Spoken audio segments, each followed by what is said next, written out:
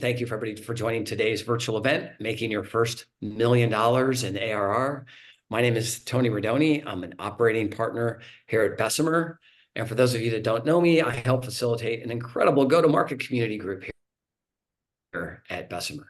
I've had a career in sales from big SaaS giants like Salesforce, but I've also been part of 2 times we went from 0 to $1 million in this ARR journey we're going to cover today. It's great to have many of you founders and operators here, and not just the Bessemer community, but beyond as well.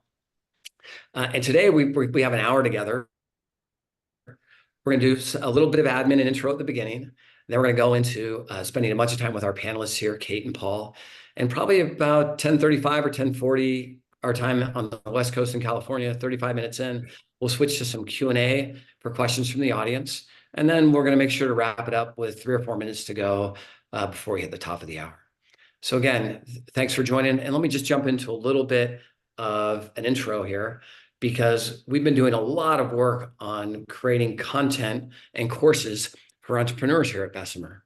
And we recently launched a go-to-market course for early stage companies. And in it, we share some best practices and insights for leaders to position their business, gain traction, and build recurring revenue engines.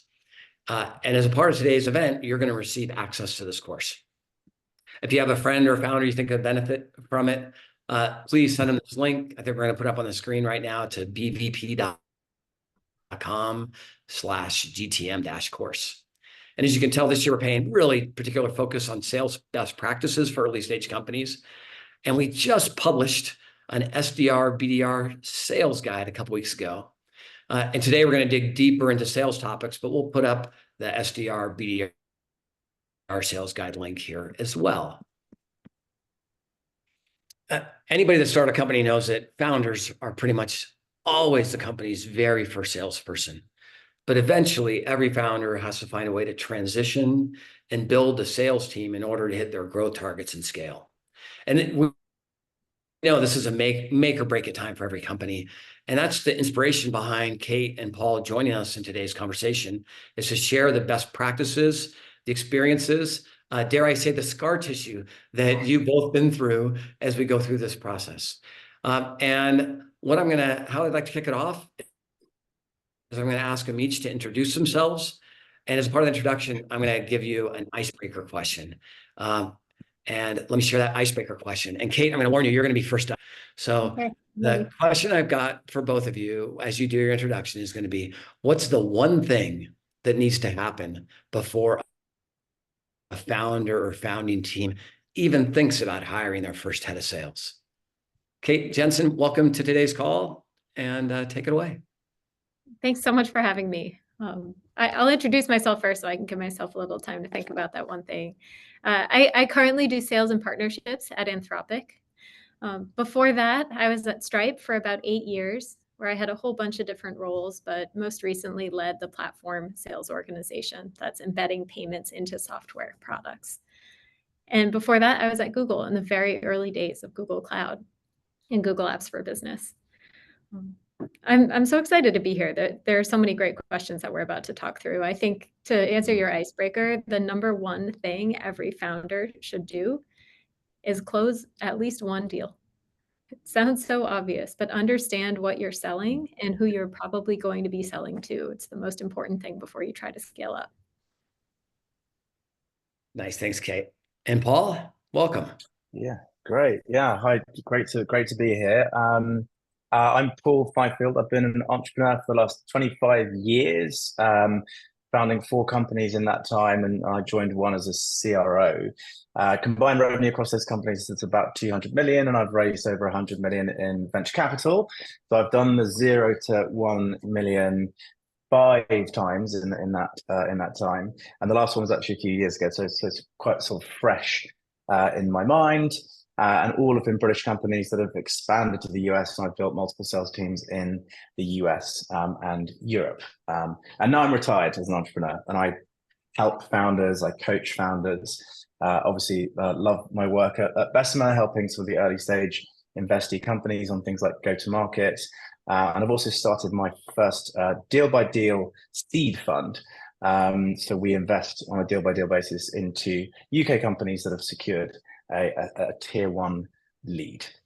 That's me. I think in terms of the one thing, I would say a mistake I often see in early stage companies is actually people hire that VP of sales way too early. And I think we're going to sort of perhaps unpack this a bit more in the session today. But I'd say if you are looking to hire them, you should have significant traction, revenue traction, multiple hundreds of thousands, probably closing in on that million, and also very strong retention. You certainly don't want to have a leaky bucket as you're hiring a very expensive VP of sales. So that's all I'd say. That's probably two things instead of one thing. But anyway, hopefully you get the point. Yeah, well, actually, Paul, I think this is a little bit of a trick question, right? For your head of sales, and I think you both kind of referred to this. Like, so who should your first sales hire be? Let's say, Kate, you've closed, you're an entrepreneur, you closed one deal or many. Who should we hire first and why?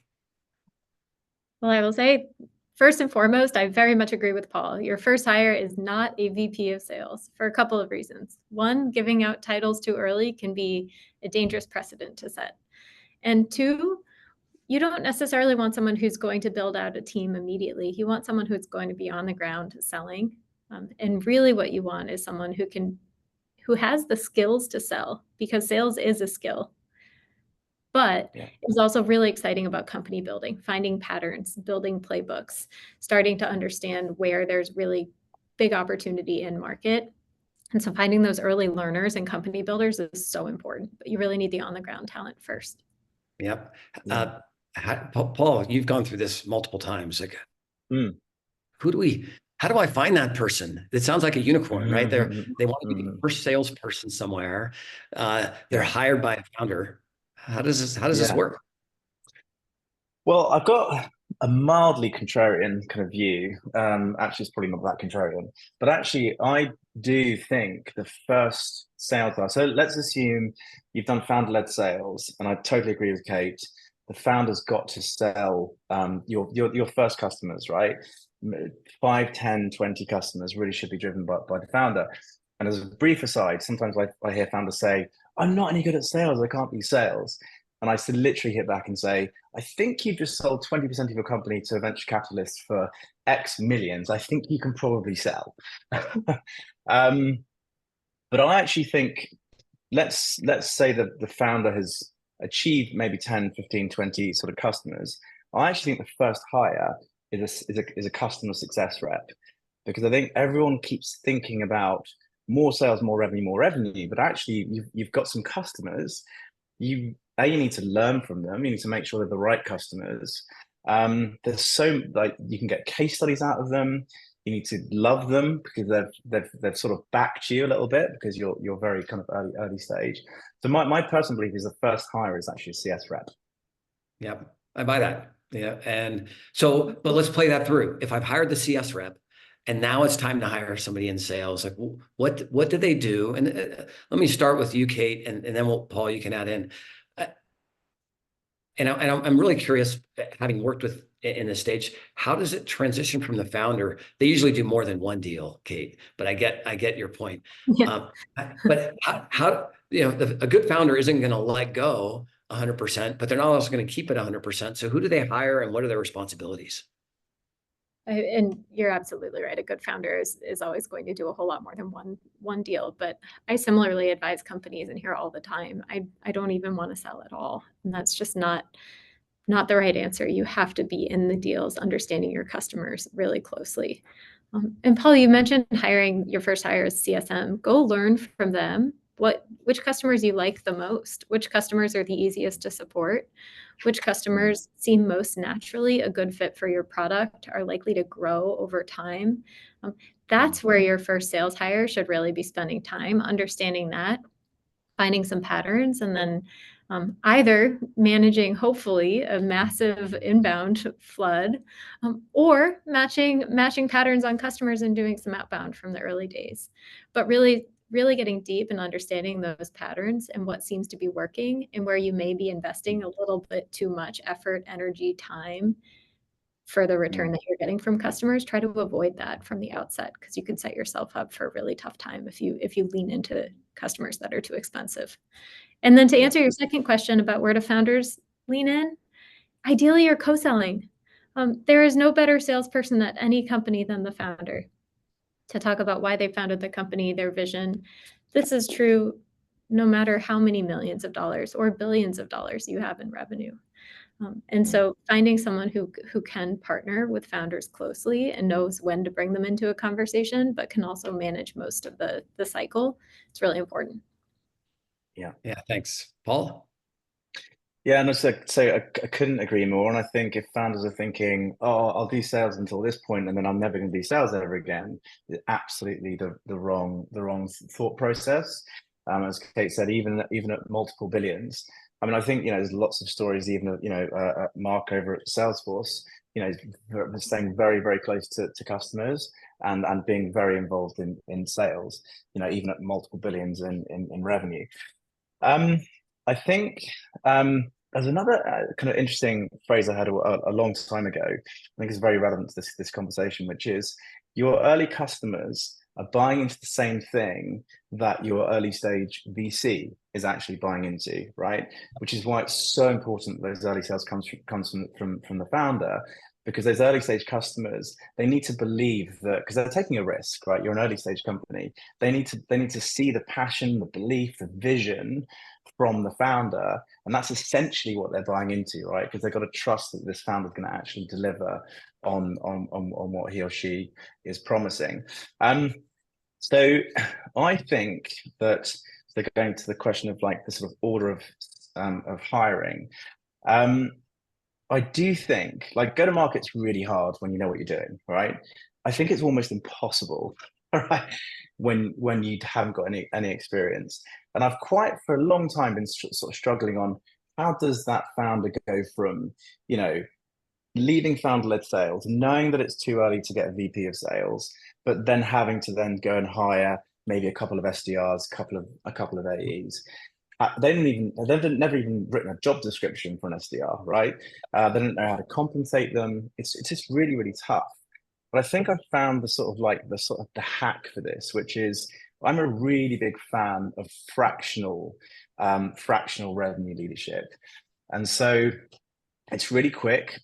You're not running a big expensive hiring process where you're potentially paying 40, 50, 60,000 plus dollars in recruiting fees. There's no kind of equity, and you literally you work for someone on essentially a day rate for let's say 2 days a week, and they help you to then build those first reps, right? And the classic for a sort of mid-market or enterprise motion is probably, I still think, 2 SDRs to 2 AEs, and hiring in 2s I think is better than hiring in 1s, because you can learn a lot more and you sort of de-risk it a little bit.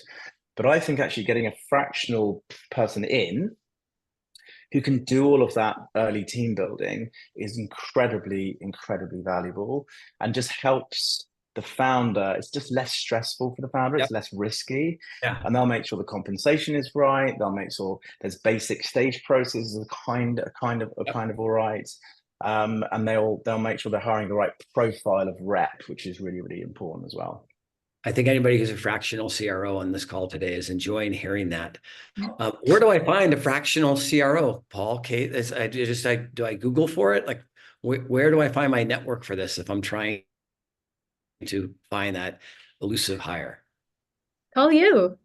Paul, you're the one who just said this. Their founders, their first sale, almost always, maybe a few customers, but it's one of their biggest massive deals is going to be their early rounds fundraising.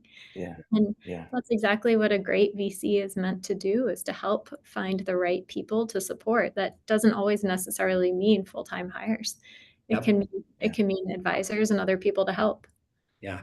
I mean, this is true even in our Bessemer go-to-market community. A few of the CROs that support our portfolio companies are fractional CROs. I want to tie a bow on this, and then I'm going to jump into a next topic. It's a little tactical, but it was Paul's hiring in pairs comment. But I want to close this with this topic with as the founder who's doing these first sales, it's kind of all in your head. And what you're trying to do when somebody's helping you and it's passing through this phase Paul just said, to me, the key part is you're writing it down. what's the ideal customer profile? What's the pitch? What's the value proposition we're trying to add? In a way, some of these early customers buy from you as a founder because of your vision and the things Paul shared. And a good test when you bring on a sales team is it isn't the founder that the person's meeting with. So there better really be a business problem, and it better be well documented and stated. And that what you're trying to do is debug and create some repeatability. Because remember, one of the panelists said at the beginning, I'll know it's time to hire a VP of sales when you have a repeatable motion going. And that handoff is where you're trying to test how repeatable is this? What's my target customer? What's my differentiation? What's the business problem we're solving for a customer? Yes, that makes sense, panelists? Yeah. So 100%. sometimes I see people hire too small. We just hired one person. We don't know if it was right or wrong. And I also see when people hire too big. We hired 5 people all at once, and we haven't documented what the process is. Paul mentioned hiring in pairs, and I agree with that, but I want to slow down and explain the pros and cons and maybe some stories you both had and or scar tissue around this. Paul, I'm going to have you go first because you mentioned it, and going to give Kate some time to think of some stories. But Paul, what problem am I solving when I hire people in pairs? I think if you just hire one person, right, there's a risk if that person doesn't work out, then you're back to zero. So that's kind of one. I think the second piece is actually is team dynamics and team learning. It's much better if you have two people together. And I think if you again with SDRs, it's a pretty tough job building pipeline. And having a buddy, right, that you're kind of working with, I think is really, really important.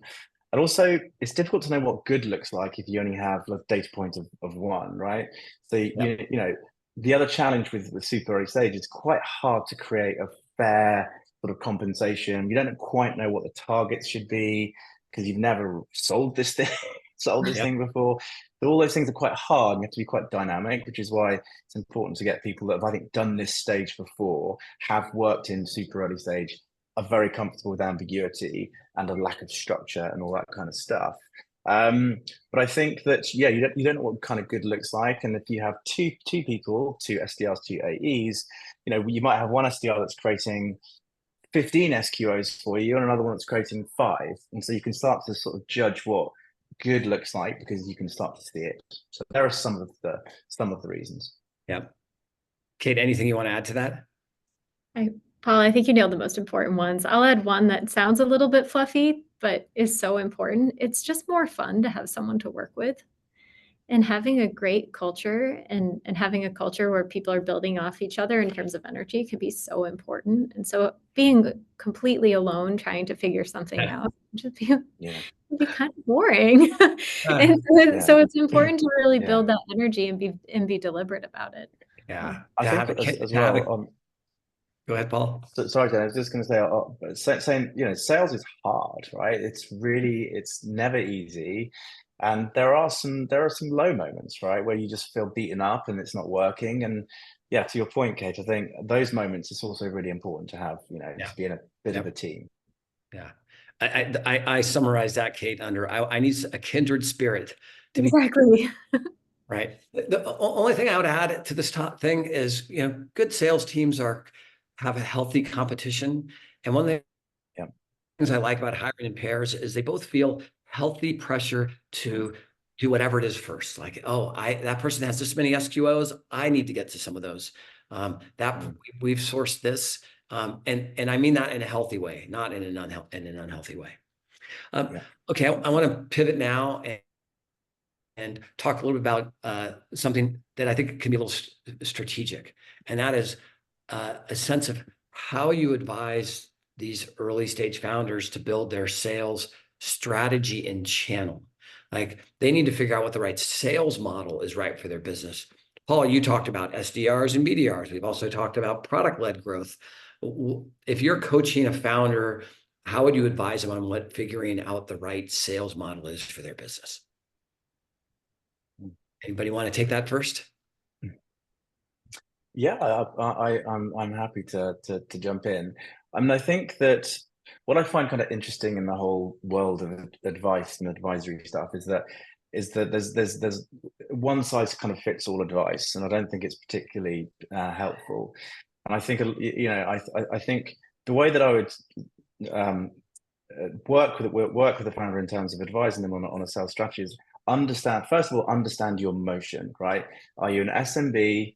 Are you a mid-market, or are you enterprise? Right, they're the three sort of common buckets, because the dynamics, the cost structure, the everything changes so dramatically for those different motions. An enterprise sales rep, I don't know, what would an enterprise rep cost in San Francisco right now, Kate? About 500K OTE. Exactly. But if you got an SMB motion where perhaps your ACV is under $5,000 a year, you're probably talking about an inside sales rep that's going to be, maximum 100 OTE. Around straight there. away. Yeah, right. So straight away, you've got such a huge difference in cost structure, sales cycles, like everything around it, demand gen changes. So understand which motion you have, and then start to build around that, and absolutely nail your ICP. And I love this phrase, uncomfortably narrow, when talking to founders about ICP. You should feel a bit uncomfortable that your target market is like kind of almost too small, and be scrappy. The number of times I hear founders, very, very smart, intelligent founders, overthinking everything and not moving. It's like, you've got to get out there in the early stages, and you've got to find those leads somehow. You've got to sweat networks, but just be scrappy. Don't over worry about your sales stages, and even like I've heard founders with no revenue saying, I'm looking for repeatability. I'm like, no, you're not. You're looking for customers really quickly. And so I think, yeah, be super scrappy as well is what I encourage founders to be. I couldn't agree with that. Focus as much as you possibly can, and then build on that as you learn. Tony, you asked about channel, and I'll use two examples from my own experience. One, right now at Anthropic, we signed these really incredible and huge opportunity partnerships with Amazon and Google. And that opens up a pretty massive distribution channel for us. But how to manage those partnerships, how to co-sell, that opens up a whole lot of questions, and how to take a tiny team and map to sales teams of tens of thousands of people. I'm sure you can imagine how fun some of these conversations have been on our side with like, we can't take every call, help us figure out how to prioritize. Champagne problems in a lot of ways, but figuring out how to do that maniacal focus is really difficult if you sign up for something that scales you that quickly. On the counterexample at Stripe, we actually realized that we had this platform business. You could have called this a channel business in a lot of ways. You think, I sell Stripe to Shopify. Shopify Pay is powered by Stripe in the back end. Think about the distribution when Shopify is able to go sell that product to all of their customers. And that was something that really evolved quite naturally. We had a maniacal focus on tech-forward developers who could integrate payments well. And it turned out that some of those developers were part of companies that brought us enormous scale. And so I don't think you necessarily have to plan your channel strategy from day one. I think it can really evolve from the focus that you have early. Okay, do you think those startups maybe try and develop channel maybe a bit too early, thinking that it's maybe the easier way of driving revenue? I think sometimes, because it's really easy to underestimate how much effort in resourcing and different teams and different people are required to maintain these partnerships. Figuring out how to measure their success in the short, medium, and long term is also pretty tricky as well. We're living through it. I think as well, you almost lose a bit of the control as well. Like, it's quite hard to sort of build predictability in a channel motion, and I think you might even learn a bit less about your ICPs. And it's so critical that you have a hypothesis on your ICP, and you either prove or disprove it really rapidly. And if you're maybe 1 or 2 steps away, then actually perhaps your learning curve is a bit shorter as well. I couldn't agree with you more. I mean, this is pretty neat. And maybe one piece of advice I share a lot with early stage companies is they'll have a discussion on what's our sales motion or what's our sales process. And I would reverse engineer that by saying, tell me about your buyers and what's their buying process. And then how do you want to match a sales motion to their buying process? And so for, should I be PLG or direct sales? The answer is, well, what's your product and how do people want to buy that? My guess is if it's Anthropic and it's a lot of developers that don't want to talk to humans, probably a PLG led with some sales might be a way to go. And when it's very unique and hard to explain and not an online solution, you might need more of a B2B motion. And the other piece of experience I have is channels are good at fulfilling demand when it exists. But when we're starting new categories of companies, there's not that demand yet. And Paul, that's why I really love your comment about, you're going to lose touch with your ICP. It's only when, man, there's just so much coming in. We need the channel to do it efficiently. It's too important to delegate to another company probably at this stage, unless it's really a perfect attachment. Like I think a Shopify and Stripe example you gave, Kate, is pretty darn perfect. It turns out they were a great partner of Stripes, and they still are.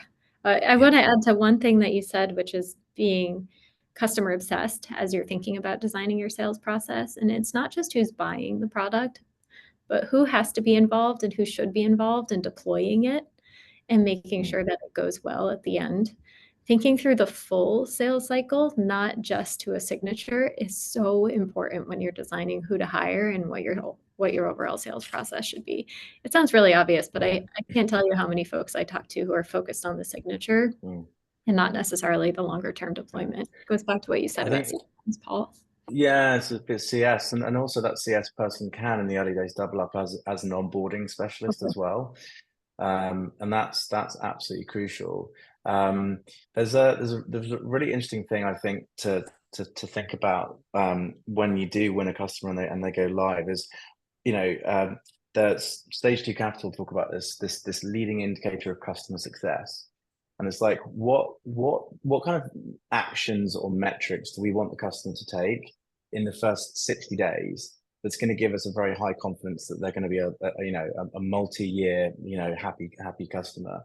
And I think Slack has had like 2,000 messages sent in 30 days. I think Facebook had one. I know HubSpot had another one, which was at some point in their journey, which was 5 of the 20 apps that are used in the first 60 days means that they're going to be a multi-year customer. So I think thinking about what are those actions that you want the customer to take to make them a very valuable customer where they're getting true value from your product is really, really important thing to do. Yeah, I mean, obviously there'll be no flywheel on sales if there's not customer success, because the way you're going to scale is telling the stories of what prior customers have done that have impacted their business positively. I'm with you on it. I want to have a chance to maybe brag or share some success stories of what good looks like. You both have been part of these revenue teams that have gone through it. Paul founded 4 different companies. You said you've been in this journey 5 times. What stories of what it looks like when it's running well can you share, and any specific examples or tips you have? I think the audience would love. And Kate, do you want to go first? Sure. What it looks like when it's going well is you have a really engaged team that's sharing what they're learning all the time. It's truly remarkable how much just feeling the energy of a team is a predictor of whether or not that team is going to do well or not. And so I'm simplifying pretty dramatically, but I think that's really important. And when you have a team that's very high energy and really customer obsessed, really, really learning, the customers end up being your best salespeople. They end up selling with you for the next 5 deals. And that's just where you get a flywheel that works quite well. And Paul? Great. So I'm going to be a bit tactical with this one. So when I was building my last company, it's called Sales Impact Academy. It's still going. We were backed by MIT, Stage 2 Capital. We're also an investor. And something that we did, which worked incredibly well, and this is going to sound a bit perhaps simple, but it's just so effective, is that we leveraged webinars like unbelievably. And I actually love operationalizing, creating demand around webinars, right? It's that, this is not new to anyone, but leading in sales, if you lead with value, then that's a much better way than just leading with, I want a meeting, I want a meeting, I want a meeting, I want a meeting, right? Which is basically what sales are doing every day. What I love about the using a really high quality webinar that is going to add value to your prospects. What people think about with webinars is that it's an inbound motion, but actually you can turn it into a very targeted outbound motion, right? You can create these. I like to create them on a monthly basis. You can even do it on a 2-weekly basis. Yep. You know the ICP you're going after, you know exactly the persona, you make sure you get some amazing people and the editorial's correct. And then you do very, very targeted outbound to your exact ICP and the personas that you're after, and you're inviting them to a high quality event. Now that is a very different outbound motion than I want a meeting, I want a meeting, I want a meeting, I want a meeting. Yeah. And for me, you then earn the right to then push them, if you like, into a sales cycle, right? Because now they've heard about your brand, they've got value, and they'll be way more open to then talking about what it is that you're selling. And the other great thing about webinars is it's great for brand. So you start to build awareness. It's kind of like the sort of silver bullet for me, because you're building awareness. It's a really smart way of doing outbound, and you build pipeline, and you build audience, because you're collecting, hundreds, if not thousands, of email addresses over time. So that would be my tactical. I just absolutely love it, and it works an absolute treat in my last company. Yeah. Can I add one piece to that for you, Paul, or reinforce one piece? Like that, when you're doing that, you're also helping your customers sell for you. And because they're on that webinar explaining what they did and the impact it made. And really, when we're selling, people don't, when you and I sell, people put their defense shields up. And then when our customer says the same thing, the defense shields are down. So just remember, like, especially you founders on the call, when you speak to a prospect, you're a founder, and they treat you differently than they treat Tony, the sales rep. Because when Tony, the sales rep, says the same thing, the defense shield is up. And that's one reason why a lot of founders say, well, how come the reps aren't getting the meetings and the positive feedback I'm getting? Because they're not a founder. And then I'll add one other small but important tactical tip in this stage that I've just seen work multiple times is, as a founder, you're positioning TAM and big market changes. But the part you want to repeat with your team is a very specific problem that we're solving for your ideal customer. And I want to give an example, and that one you're trying to repeat over and over again. So I worked for an early stage data integration company. We could integrate any kind of data into apps. But once we had one successful customer, and we had one that was doing it in a medical application system that's a very small TAM, and they're using a standard called HIPAA. And we knew that we started going after everybody else like that had that problem. And we kind of had the use case of HIPAA for our big data integration platform. And we had the reps repeat that until we knew we had it working. And I would say 80% of our effort was repeating the one use case that we had, and only 20% was finding the next new one. And our founder worked on the next new one while our sales team repeated the one that worked. And when we had that working, we had the sales team add in the second use case, which is around a mortgage industry standard called MISMO. And this is, blood and gut stuff, but the team repeats what works, and the early team kind of finds the new one that we want to repeat. And you're going to find those over time. And that's how we start to build some repeatability. Kate, I saw you nodding. Is there something you wanted to add there? Just to something you said earlier, reiterating, there are a couple things on, Paul, what you were talking about with these webinars. One, this is a really great way to get founders back involved in the sale. Tony, you mentioned this too.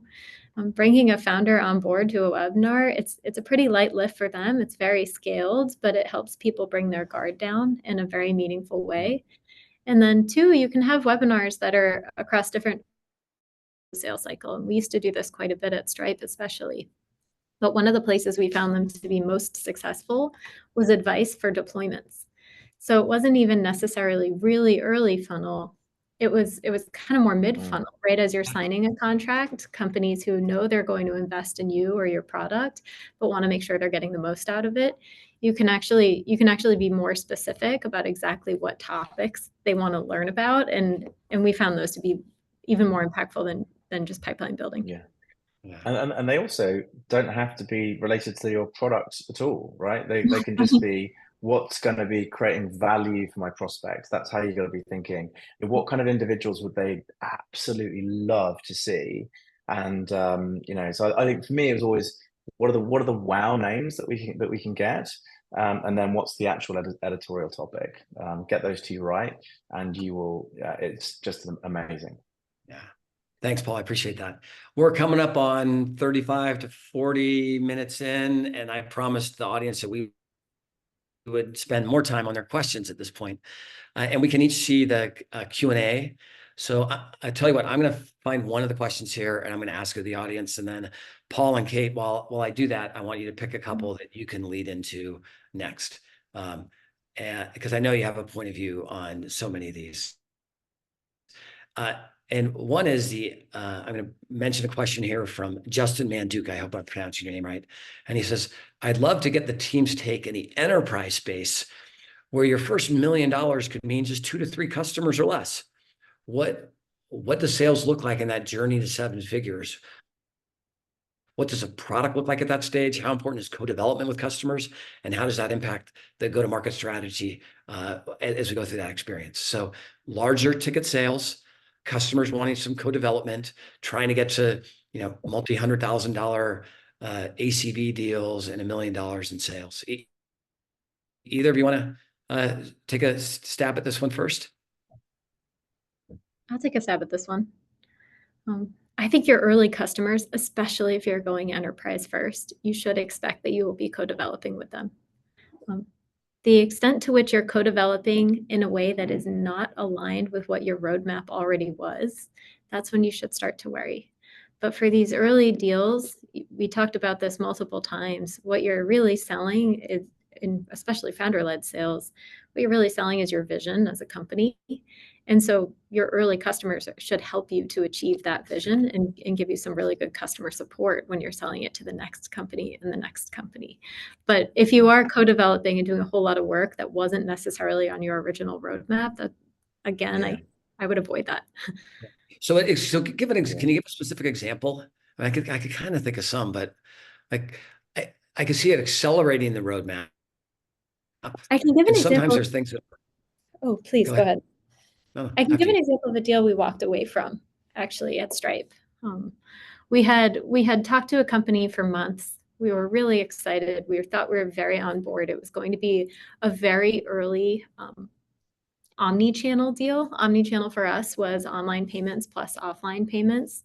And Stripe had just acquired a company called Index at the time. We had just started to release our offline payments, our product. I'll keep this short, I promise. But basically, we had a plan for this product. We had a plan for what we wanted it to be, and we knew there were going to be some gaps in what it was going to be able to do. I won't go bore you with the details, but as we got further down the path, we realized that this customer really wanted us to close all of those gaps. And that had been a very deliberate part of our strategy not to invest there.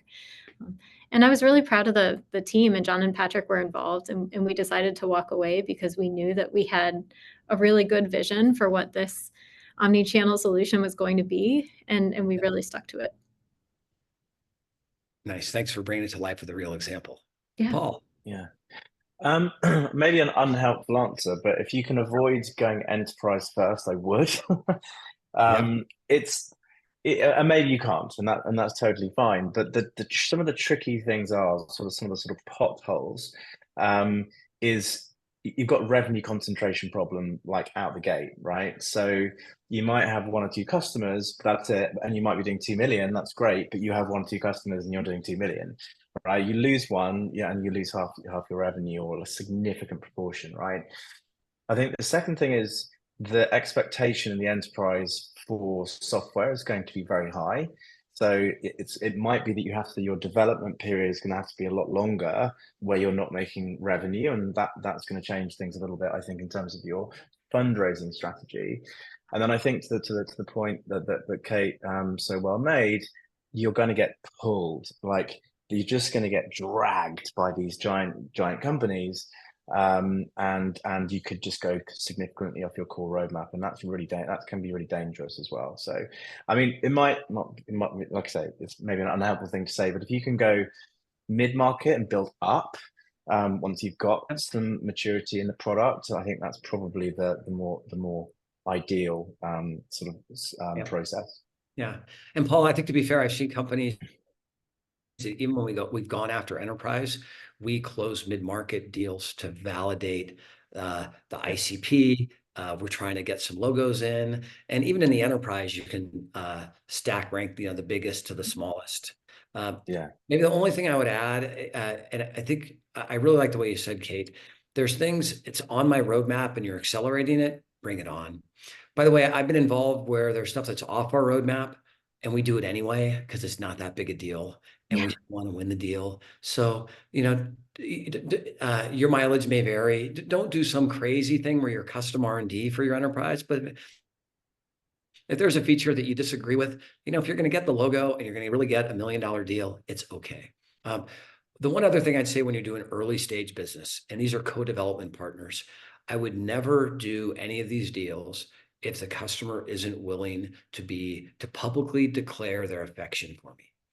They have to want to do some version of press release, webinar, references, logo on the website. The reason you're doing all this work is to validate that you're enterprise ready and that this prospect has selected you to make it your cost of sales on the next enterprise lower. And if they don't do this, my advice is be very careful or don't bother or charge them a lot, because you don't want to be in a position where you have a lot of secret enterprise deals that nobody will talk to each other about. That makes getting this flywheel going even harder. All right. I told you I picked the first one. Paul, did you see anything in that Q&A list that sounded pretty interesting that you wanted to jump into next? Let's have a quick look. I think Nick Bowman's question is interesting here. So it was mentioned to focus and love on the initial customers before growing quickly. How large should this initial customer cohort be? How long to recommend delaying growth or go to market before you start ramping up sales, specifically B2B or small to mid business sales? Follow-up question: if we have product market fit with SMB clients and developing mid to large enterprise relationships, at what point should you pivot to focus to enterprise or stay focused on SMB? So quite a long question, but I think one thing I was thinking as I was reading this is, I think it's important to not operate across too many sales motions at the same time. In fact, I think it's really, really important. I think you might be able to pull off two, but I've seen companies where they're trying to do SMB, mid-market, and enterprise, and that's really, really, that's really hard. Yep. I mean, I've spent my life in mid-market and enterprise. I don't think I would be a very good revenue leader in an SMB motion. I just wouldn't know really how to do it. I could guess, but they're so dramatically different, and the skill sets are so different. And if you're trying to do three at the same time, it's really, really hard. In terms of how many customers or how long do you recommend delaying growth? I mean, I don't think delaying growth. I wasn't really talking about delaying growth. I was just saying that before you really put your foot on the gas, you've just got to make sure that you've got good product market fit, and you've got to make sure you've got really happy customers. And probably the best way of determining that is two ways. One, what's your retention metrics like? And they've got to be really, really strong, which is going back to why I think CS is so important, because they're going to help you with that. And let's be frank, your product's going to have gaps, and CS actually sort of papers over some of those gaps as well. It can be really helpful in the early days to do that. But there's two things: what's your retention like, and also usage metrics. I think, in the past, I've missed this. I've seen good retention, but poor usage. And that doesn't work out over the long term kind of either. So laser in on those two things. Don't go too fast too early. Make sure you've got product market fit. Make sure you've got a good cohort of ICP clients that are getting value, and they're retaining at least 80% logo retention, ideally a bit higher. I think the other thing to say, and I think VCs do understand this, is that sometimes you'll get your early ICP wrong, right? You'll just, which is totally fine. And so you might have in a certain cohort a much higher, much poorer retention. But I think that's absolutely fine as long as you can demonstrate cohorts of very strong retention, and that's where your ICP is developed. So I think you'll be absolutely fine. So hopefully I sort of vaguely answered the question. Yeah, I think you did, and I really like your point on thinking of the cohort. What you're trying to find is where's our sweet spot right now? I mentioned earlier in a data integration place, like finding a HIPAA problem somebody had. That's a tiny sliver of the ICP, but something that works and go after it. And that almost becomes your safe haven that you can execute on and either solve it for more different use cases or ICPs. Kate, anything you want to add to that? Only you mentioned trying to focus as much as possible, and we talked about that earlier. Early sales, and that's what we're talking about today, should be all about focus. If and when you do decide to do multiple different segments at the same time, do your very best to really think about your customers and where there are similarities between why those customers are buying your product, and lean into those similarities. Often big enterprises want to act a lot more like small startups. And so you can find that you actually can make it a virtuous cycle to do both, as long as you're being really deliberate and recognizing that these are two very different sales cycles. I had an old mentor say, happiness is the delta between expectations and reality. And to go into a moving up market, assuming that your sales cycles are going to look anything like they did when you were SMB, or that the same resourcing path is, that the resources needed to close and deploy deals will be similar, you're probably setting the team up for failure. And so really have discussions internally about what it's going to take to acquire and serve these customers. It's very important. I want to pile on one piece here. Okay, Paul, I've been in both SMB and enterprise sales in my career. But the one thing I want to say is no customer says they're an SMB, and no customer says they're an enterprise. They will say what they are. I'm a bank. I'm a manufacturer. I'm a tech company. I'm a startup. I'm a dry cleaner. And really, when you're working on that ICP, you got to think about how they think of themselves, not how we put them into these bigger TAM categories. And it took a long time for me to personally figure that out. And that's why I think you're sub-selecting or dividing these markets into the smallest ones you can, that they all sound similar to each other. So when one set of developers buy, it's the rest of them that are like them want to buy, or one enterprise buys, the rest to be like them matter. The only other thing I want to say on the enterprise side is that I have personal scar tissue on is when you're going after, let's say, an individual enterprise in a category, you want to make sure that the first ones you close are the ones that are going to unlock the other enterprises in that market. And I want to give an old example, but I used to sell to enterprise retail, and this was over 20 years ago, and we busted our butt for years to close a deal at Sears. And we won that deal at Sears, and we went around to talk to all the other retailers about it and department stores. And they're like, Sears, they're crappy. Like, who cares what Sears did? We almost want to do the opposite. And similarly, over a period, we put as much effort in and closed a transaction at Walmart. And we closed Walmart, and every retailer lined up behind it. Like how Walmart did it, it slowed down it set up the buying process for everybody else. And so really be critical on the enterprise side at not just saying how big is this company, but are they the kind of company that other people are going to follow and view as a leader in this category? That's so funny. I closed a $1 million deal with Sears once and spent the weirdest time on their campus. out near Chicago. It was just the weirdest, soulless place I've ever been to on planet Earth. Yeah, I get it. I'm not picking on anybody here who worked at Sears. I'm sure it was a great company, period. But these are the strategic decisions we had to make. Kate, any questions in the webinar Q&A that scratched an itch for you? I work for an AI company, so I have to go to the many people asked about, are there any AI agent SDR as a service startups that we can use? There are a whole bunch out on the market. There are a whole bunch of sales tools out on the market. I would strongly recommend using ones that are built on Claude, or even just using Claude yourselves with your own SDR prep. One thing that I wouldn't do, and this is something that's so important for early sales and especially for early outbound and inbound triage, is you really want to make sure that you're being exceptionally thoughtful about the message you're sending. I don't think you should send 1,000 emails, no matter how pre-formatted they might be, no matter how good the data you get to help build those emails. I think you really want to have a very personal touch for the early outbound that you're doing, with a strong point of view on why you're reaching out to not just that company, but that individual at that company.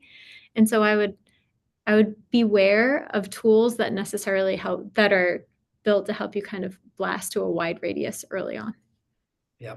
Well, so let's go a little deeper. So what I heard you say is this matters too much to get right.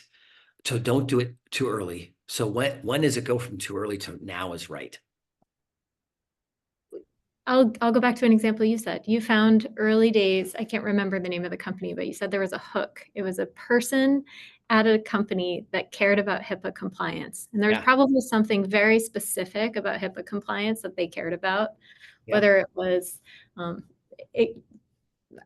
don't know, I'm not going to put words in your mouth, but we've all sold to HIPAA compliant companies. And there are a lot of things you have to worry about when you're thinking about compliance. Nailing those specific things and the individuals who probably care most about them means that your email will be relevant and will help them to learn something. And Paul, this also goes back to the webinar point of view. How can you be a resource for your companies to help them learn something every time they talk to you? That's so important. Yeah, I couldn't agree more. I've never really warmed to these like email sequencing like tools. I just think it just takes. I actually do like doing outbound. Like I actually, it's cool, right? It's strategic. It's got to be tactical. You got to do good research. Perhaps that's where a lot of these AI tools actually are really helpful, because they can actually maybe speed up the research time. But yeah, I think just being smart, being thoughtful about your outreach, leading with value are all, might sound a bit cliche, but they're all really, really important. I will give another little very tiny tactical thing as well. And in my last startup, I had this incredible SDR. She then became our best AE, absolutely smashing it and beating all of the experienced AEs as well. She was amazing. We were selling to CROs, right? So we're a learning platform for revenue teams. She used LinkedIn voice notes to do her outreach. She didn't do any other outreach, did no cold calling, did nothing. Because what she'd do, she would connect with, I think you can do like 150 connections a day on LinkedIn, because you can't send a voice note unless you're connected with someone. But she was doing like 250 voice notes a week and absolutely smashed her goal. And what's interesting is you get a little play button on LinkedIn, and it's quite like, oh, what's this? Because normally you get ridiculous copy that someone sent you on LinkedIn. But this is like a voice note targeted. She did some research, and people were like, this is absolutely fantastic. And she got so many meetings. So try LinkedIn voice notes. They really get cut through. I love that tactic. All right, we're at 5 minutes until the top of the hour, and I'm going to ask just for a quick response to the last question. And I think you each have a point of view on this, and it comes from Steve Peck, who says, what's the best way to structure a comp plan for the first sales hire, assuming you've not yet established predictable revenue, to understand what's attainable quota and what the right OTE should be? Anybody want to jump on that one first? I'll do quick hit, very tactical. Don't put your first salespeople on variable compensation until you feel pretty confident that you've got the targets right.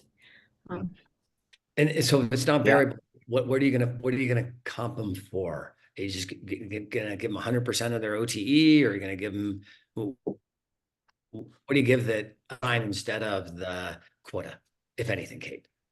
I start OTE, and then as your sales team matures, you can move to MBO, management by objective. Some people really Yeah. enjoy team quotas. I think that depends on how much the team actually can co-sell together, whether or not that makes a lot of sense. And then only when you really do feel like you have a solid operating model and you can set the right expectations, that's when I think you move to full variable compensation on an individualized basis. Thanks, Kate. And there are certain things like the MBOs that you can actually set tasks that you want done, for sure. I would say the other thing on this question is that's why I think it's really important that you do 10 to 20 deals yourself as a founder, because actually you will have a bit of a sense of what's achievable, and perhaps you'll be in a position to set something that you feel is right. But I think you always need to be fair and adjust as you go if you do set targets as well. Yeah, I hear you. I really like the point. I almost know when I'm hiring somebody to be first, if all they care about is the repeatable comp plan, they're probably not the right person. And there are two types, the type of people who've done multiple early stage companies like you, Paul. They get that they're here to figure it out and then pass it on. And they love that, right? And they love that phase. No, and that's I know people you want. The worst thing I do is repeat some formula that somebody else created. And of course, you want to find those people later on.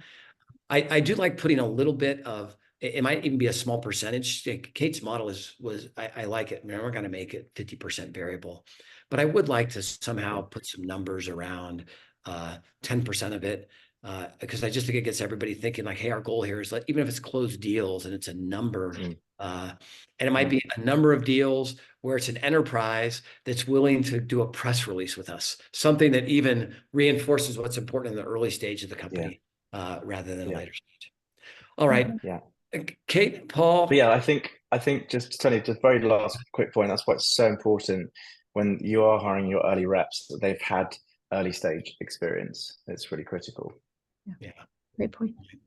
I just want to take a moment and thank both of you for dedicating the time to this today and just sharing, not just your personal experience, but what you've seen from other companies you're advising and teams you're working with.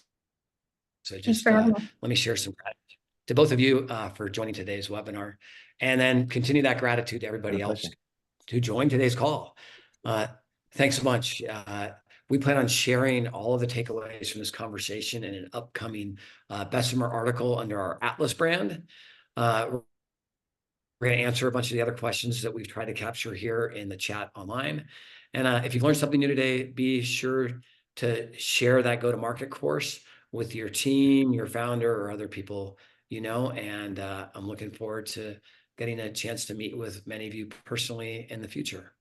So thanks again for joining us, everybody. And I hope you have a terrific rest of your day or evening, depending on where you're at. Bye-bye. Thank you, Tony. Bye-bye. Thanks.